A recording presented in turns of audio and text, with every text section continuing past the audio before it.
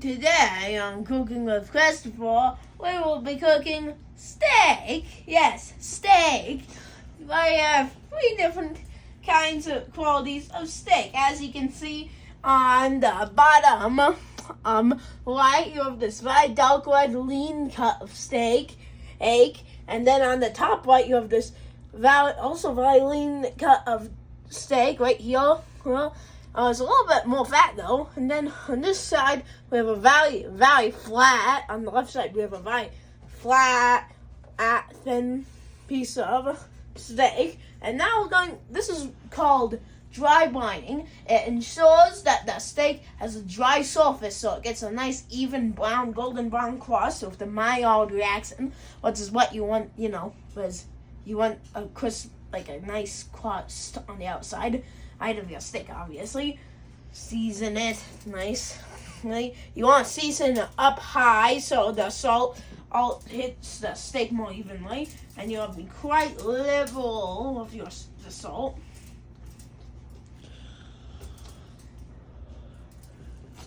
And as you can see with the steak on the left, it is very fatty. And basically what's happening chemically is the salt pulls out the water in the meat, and then it absorbs itself into water, and then the meat absorbs the water back into itself, internally seasoning it, as well as making the surface drier. What is very tasty, especially with a thick steak like the two on the right. Now we are flipping the steaks to make sure that they all have an even amount of salt.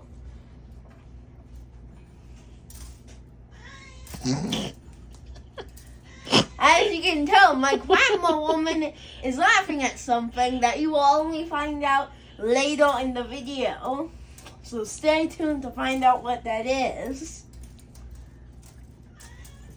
You really want to make sure you have a nice, generous layer of salt. And by the way, if you want to add anything else after the dry brining process, is a good time to add it, like black pepper, garlic powder. But I'm just doing all salt to really taste the flavor of the meat to see if I can tell a difference. And for a thick steak like the two on the right, you want to get the edges seasoned as well. And as you can see throughout the seasoning process, I have a wet hand and dry hand. The wet hand, my left hand, is holding the meat, and my dry hand, my right hand, is grabbing the salt and seasoning the meat with it. As you can tell, this is very, very exciting. Very exciting. But it is seriously necessary for a perfect steak.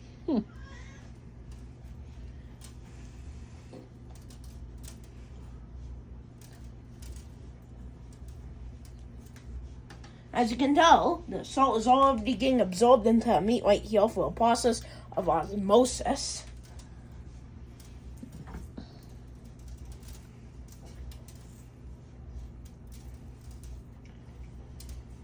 You might be saying, "Oh, Christopher, that's too much salt," but you really do need a lot of salt when seasoning steak. Trust. Now we are putting the steak in the fridge, uncovered, and I will see you in 22 hours.